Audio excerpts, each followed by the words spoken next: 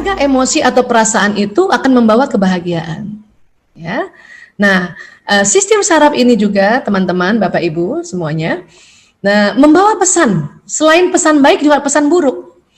Makanya itu hati-hati kalau mengeluh. Ya, kenapa? Selain kalau kita terus mengeluh, frekuensi level energi emosi itu turun terus sehingga nanti sakit. Dan keluhan itu bisa jalan di badan. Ya. Misalnya nih kita bilang nih kan sudah mulai nih banyak kita bosan ya, tapi untung juga nih sudah mulai masa transisi ini, ada yang bekerja walaupun diatur sedemikian rupa. Tapi kalau misalnya kita mengeluh bosan gitu, bosan nih, hati-hati kalimat bosan jalan di badan. Ya. Nah, hanya untungnya Allah itu memberikan waktu tunda. Apa maksudnya waktu tunda? Waktu tunda untuk kalimat yang negatif, pikiran yang negatif, perasaan yang negatif, pendengaran yang negatif, dan penglihatan yang negatif. Kalau kabar itu positif, satu kali saja dia jalan. Ya. Saya semakin semangat, gitu. Satu kali dia langsung semakin semangat, jalan dia.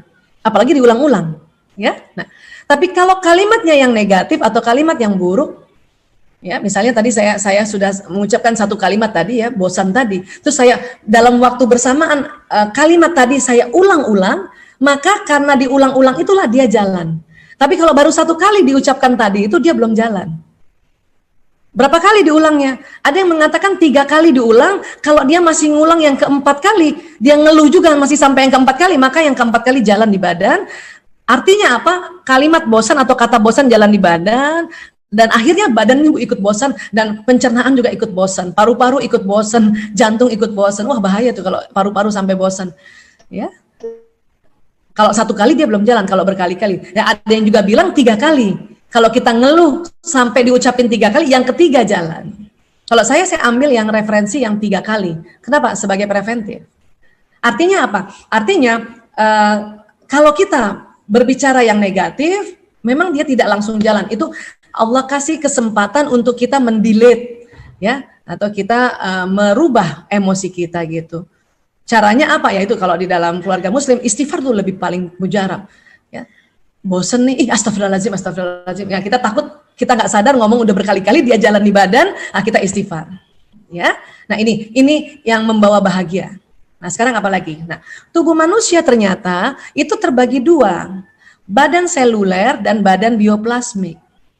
Ya, kok begini? Nah, segini penjelasannya ya. Allah Subhanahu Wa Taala menciptakan setiap makhluk itu berlapis-lapis. Dan lapisan yang paling permukaan ini yaitu tadi yang anggota tubuh dan kulit. Ini kalau dibuka lapisan-lapisannya itu nanti ada lemak, ya, ada organ tubuh, ada sel.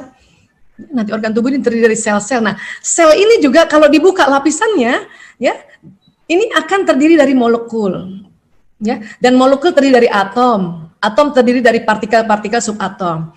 Nah, di level subatom ini terjadi hal yang sangat misterius. Apa? Alam yang padat lenyap.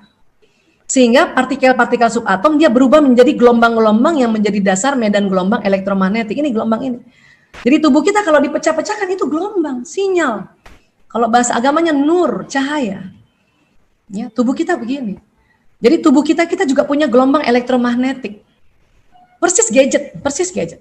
Ya. Bahkan gadget pertama kali waktu ditemukan oleh Motorola tahun 73 itu terinspirasi dari tubuh manusia. Dan teori tentang gelombang energi itu sudah dijelaskan oleh Albert Einstein tahun 1905. Apa kata Einstein? Jadi Einstein menemukan teori relativitas, ya, yang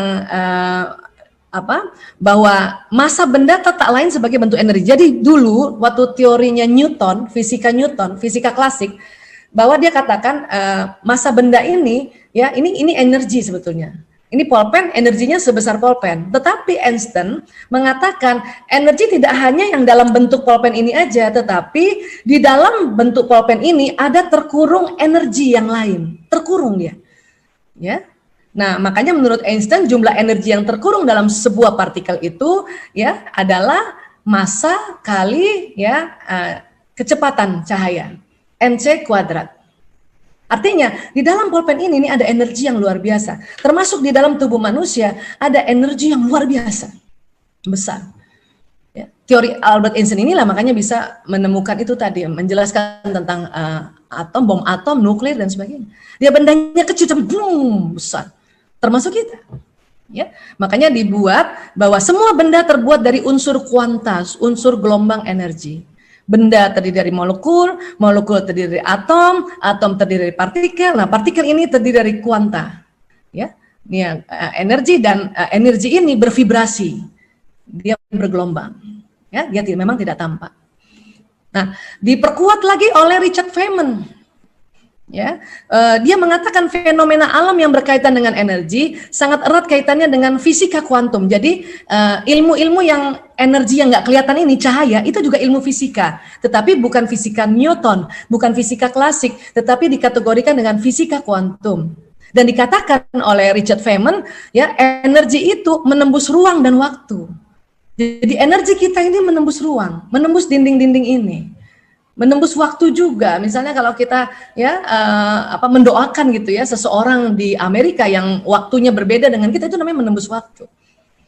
Sebetulnya tidak heran ya, kenapa? Karena gelombang energi yang diciptakan manusia termasuk Zoom meeting ini itu menembus dinding itu. Ya, menembus ruang dan waktu.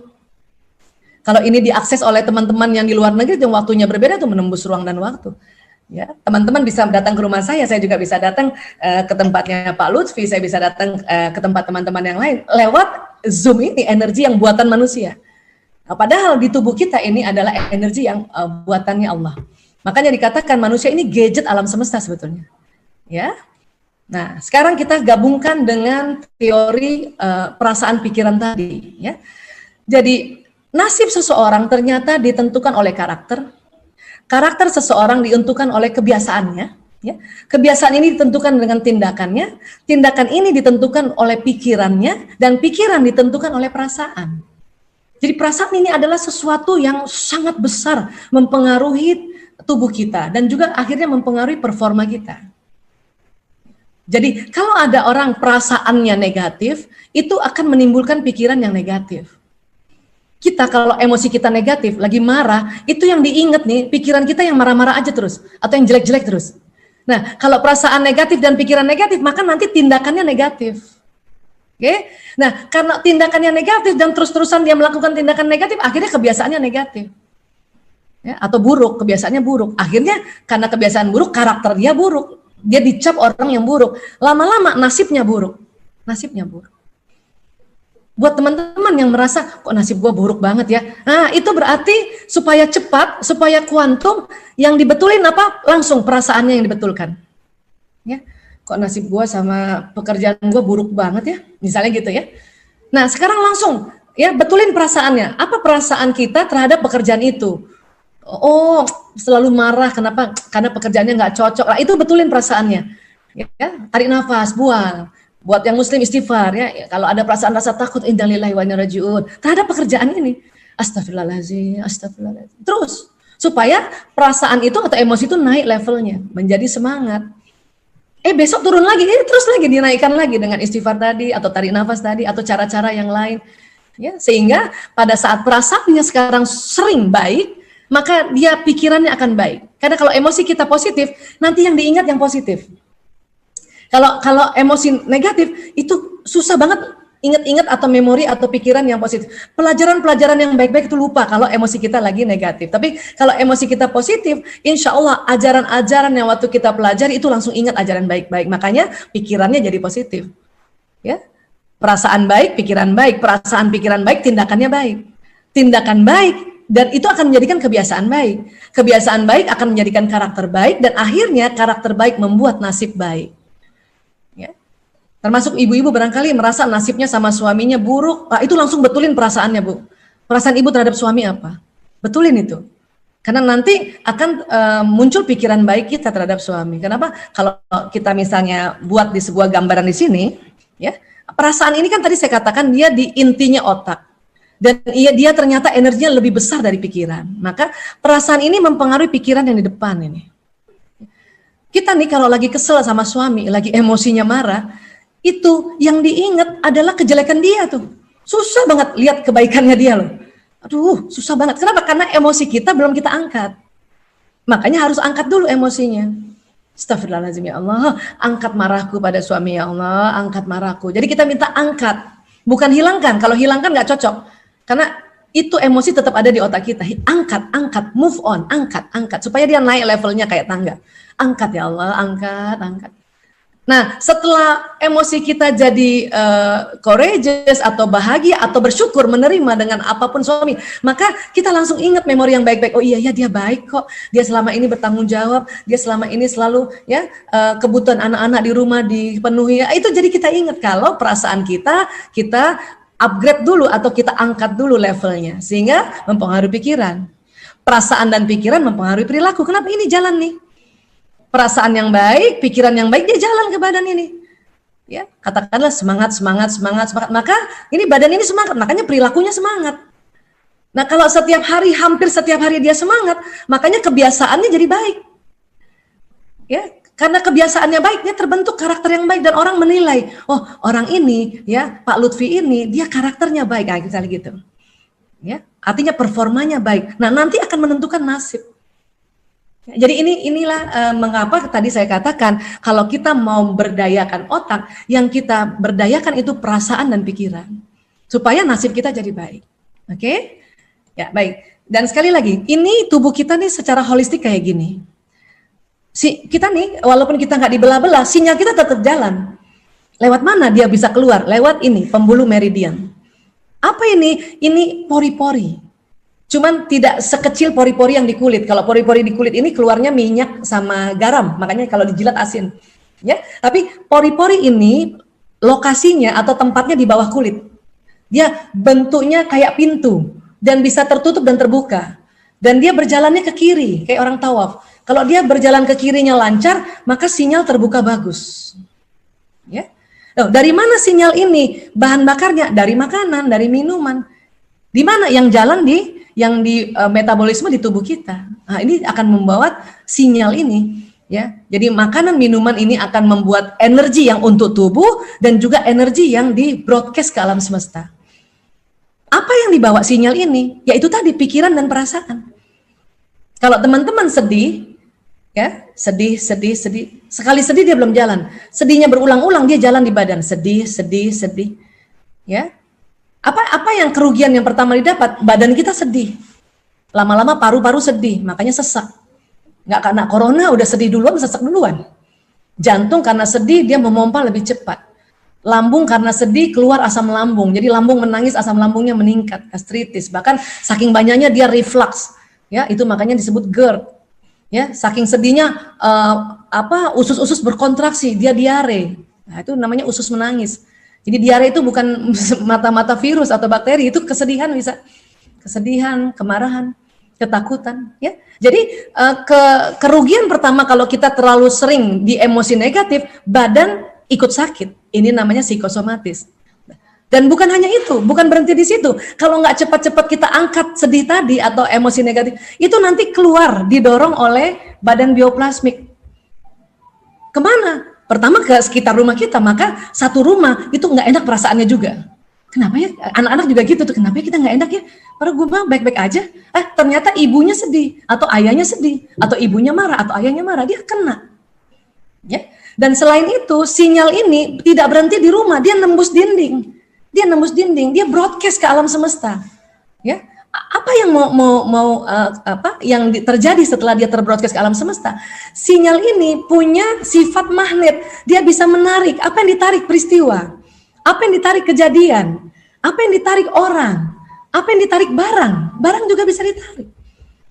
Yang bagaimana? Yang tergantung apa yang kita ucapkan. Ya. Kalau kita ucapkan di perasaan kita itu sedih, setelah badan sedih, ini didorong ke alam semesta dan akan menarik peristiwa yang tambah bikin sedih, menarik kejadian yang tambah bikin sedih, dan bahkan menarik orang yang membawa berita kesedih terus, gitu. Marah, tuh, ya ditarik peristiwa yang tambah marah kita, ya, menarik kejadian yang tambah marah kita, datang orang yang bikin kita marah. Takut, nggak cepet-cepet dirilis atau nggak cepet-cepet di move on gitu ya, maka takutnya itu terbroadcast. Hati-hati apa yang ditakutkan terjadi. Inilah makanya mengapa kita harus pandai memanage emosi kita, sehingga yang keluar yang baik-baik. Semangat ya, nah, semangat. ini akan terasa di lingkungan kita, terutama lingkungan rumah. Kalau kita sudah pergi kantor, sekeliling kita tuh rasa ikut semangat. Itu namanya resonansi. Ya. Kalau ada satu pimpinan aja barangkali ya, karena pimpinan itu biasanya sinyalnya lebih kencang lagi. Ya, di satu divisi dia semangat, itu akan meresonansi teman-teman yang lain. Jadi teman-teman yang tadinya malas-malas, kenapa ikut semangat ya gitu. Gitu. Ya, walaupun nggak diomongin lewat mulut, tetapi berpancar dari gelombang bioplasmik kita, maka itu yang terjadi. Dan apa juga yang terjadi, akan ditarik peristiwa kejadian yang tambah bikin kita semangat. Entah apa, walau alam bisawab, karena itu sudah kerjanya Allah dan pasukan para malaikat ini. Ya, nah sekarang kita akan belajar lagi ya tentang bagaimana memperpanjang sinyal ini, karena setiap orang beda-beda panjangnya sinyalnya. Beda-beda panjangnya sinyalnya ya. Dan sinyal ini berlapis-lapis. Secara anatomi badan bioplasmik berlapis-lapis. Sesungguhnya di tubuh manusia ini ada lapisan energi yang berlapis-lapis, bahkan sampai 7 lapis sebetulnya ya. Dan yang paling luar ini kayak bentuk kapsul ini namanya gelombang kausal. Nah, jadi manusia ini kayak jalan di sebuah bubble. Apa itu kita bilang bubble? Gelembung. Ya. Jadi kita jalan itu dilindungi oleh bubble kita. Dan kalau kita sehat, bubble ini yang gelombang ini nih itu bisa 6 sampai 8 meter depan belakang atas bawah. Ya. Dan gelombang ini bisa melindungi tubuh manusia dari gangguan makhluk halus. Apa itu makhluk halus? Virus, bakteri, parasit, jamur kan gitu. Terutama yang terbang-terbang. Sakit mata itu kan virusnya juga terbang, TBC virusnya terbang. Maka karena dia terbang nggak kelihatan, karena kita ada tamengnya, kita kalau sehat tameng ini panjang. Makanya kita ya sulit untuk dimasuki bakteri atau virus dan sebagainya. Corona gimana Bu Aisyah? Corona masalahnya penularannya secara droplet. Dan loncatan droplet itu 1 meter kurang lebih. Makanya kita diminta menjaga jarak minimal 1 meter atau paling bagus 1,5 meter. Kenapa? Karena dia bentuknya droplet, dia bukan yang ada di udara gitu. Kalau semua yang virus atau bakteri ada yang udara, ya kita tidak usah khawatir. Kenapa? Karena tameng badan bioplasmik yang gelombang kausal ini dia melindungi kita. Bahkan makhluk halus yang lainnya yang tidak seenergi sama kita gitu, nggak segelombang sama kita. Ya. Oke, nah. Tetapi orang kadang-kadang badan bioplasmiknya ini karena sakit, terlalu banyak ngeluh atau pola hidupnya nggak cukup makan, nggak cukup minum, nggak cukup istirahat, dia memendek. Badan bioplasmiknya memendek. Maka virus atau bakteri yang sekitar kita juga walaupun bukan corona bisa masuk ke kita. Itulah makanya mengapa perilaku ya protokol kesehatan itu bukan hanya mencegah kita dari corona sebetulnya, tetapi mencegah dari virus bakteri yang lain. Ya, kenapa? Karena di dalam protokol kesehatan kan kita akhirnya menjaga kesehatan. Tetapi sekali lagi, protokol kesehatan juga dilakukan, tetapi pikiran dan perasaan tidak dikendalikan, itu tetap juga bisa sakit. Ya, jadi kita sekarang ingin menyempurnakan protokol ini, berarti menjaga pikiran dan perasaan. Oke? Nah, ini dia. Dari mana sih sinyal itu ini? Dari sel. Yang bikin yang mana? Nah, ini sel ini ada organ namanya mitokondria nih. Ya. Ini kalau kita makan yang mengandung karbohidrat, nasi, kentang, ya atau ubi, cireng gitu ya, itu masuknya di sini mitokondria ini. Ini yang menghasilkan energi nanti, energi di badan dan energi sinyal. Makanya kalau kita bikin pola makan, jangan sampai karbohidrat nggak ada loh. Kan bisa diambil dari lemak cara kerjanya nggak di mitokondria, dia di sini lisosom. Protein beda lagi di ribosom. Ya, vitamin mineral ini yang di sini nih, karena ini isinya air semua, ini vitamin dan mineral. Ya, ini karbohidrat. Hati-hati. Ini kalaupun kita diabetes tetap harus makan karbohidrat walaupun kita takar. Gitu ya. Nah, ini perlu diperhatikan ini. Ya. Nah, kemudian mitokondria ini uniknya adalah ini dari sel telur ibu. Jadi mitokondria seseorang itu datang dari ibunya, bukan dari ayahnya. Ya. Misalnya mitokondria saya ini, Aisyah Dahlan, itu dari ibu saya, Hermina Ishak, bukan dari Dahlan Hussein, ayah saya. Ya, nah mitokondria ayah saya itu Dahlan Hussein dari ibunya juga, ya, Haji Selomo. Ya, dan mitokondria anak-anak saya kan ada 5 ya, 4 laki 1 perempuan. lanang, prio, kakung, jaler, ragil. Mitokondria mereka itu dari saya, bukan ayahnya Priyanto Sismadi. Mitokondrianya suami saya itu dari ibunya, bukan dari Pak Sismadi, tetapi dari Ibu Zaina. Ya, dan misalnya mitokondrianya Mas Lutfi itu dari ibunya, bukan dari ayahnya. Gitu. Artinya apa? Semangat anak itu tergantung ibunya. Kenapa? Karena sumber energi itu datang dari ibu. Ya. Dan karena datang dari ibu, maka sinyal anak sama dengan sinyal ibu. Bu Dokter, kita punya waktu 5 menit lagi, Bu. Ya, boleh. Ini sudah terakhir, ya. Sinyal anak adalah ya sama dengan sinyal ibu. Ini punten, maaf, ini cuma analogi saja ya, bukan di endorse supaya gampang aja. Kalau ibunya XL, anaknya XL. Kalau ibunya Indosat, anaknya Indosat. Bapaknya belum tentu Indosat, mungkin bapaknya simpati. Telkomsel gitu. Oke? Artinya kalau ibu cemas, anak bisa 3 kali cemas. Kalau ibu gelisah, anak 3 kali gelisah. Kalau ada hitungannya, memang ada hitungannya itu. Ya, tapi kalau ibu tenang, anak 3 kali tenang. Kalau ibu senang, anak 3 kali senang. Kalau suami gimana, Bu Aisyah? Suami kita bisa juga saling mendoakan. Teman-teman kan, kalau istrinya XL, suaminya Indosat, ini kan berbayar kan. Tapi kalau anak karena satu provider nggak bayar, jadi lebih mudah. Ya, kenapa sih? Karena sinyal ini juga selain dia menarik peristiwa, sinyal ini juga yang membawa pesan doa kita. Misalnya seorang ibu mendoakan anaknya, itu cepet banget sampainya. Bisa nggak kita doain orang lain? Bisa dong. Ya buktinya misalnya XL bisa telepon Telkomsel, kok Telkomsel bisa. Tetapi memang dia ada effort. Beda sama anak, gitu. Nah, begitu juga teman kerja kita bisa saling mendoakan, ya, tanpa melihat agama apapun. Kenapa? Karena semua manusia ada sinyalnya.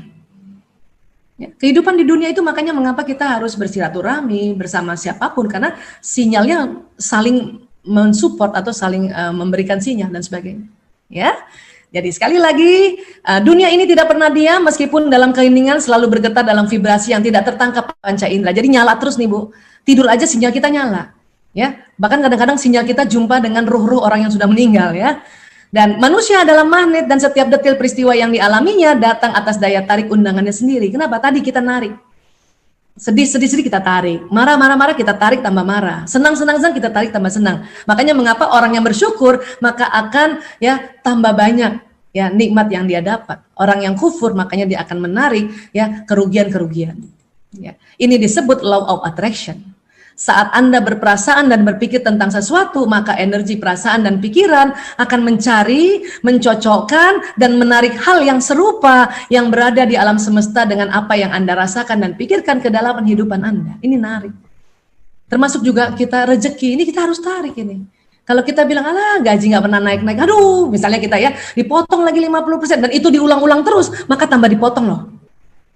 Ya. Nah ini makanya kita bilang dong, ya Allah gaji ini pintu pertamaku, ya masih ada pintu 98 pintu, ya Allah bukakan itu, gitu dong ya, itu baru asik. Dan terakhir dalam surat Az-Zariyat ayat 23, Bismillahirrahmanirrahim, fawarabbis samai wal ard innahu lahaq mithla ma annakum tantiqun. Maka demi Tuhan langit dan bumi, sungguh apa yang dijanjikan itu pasti terjadi seperti apa yang kamu ucapkan.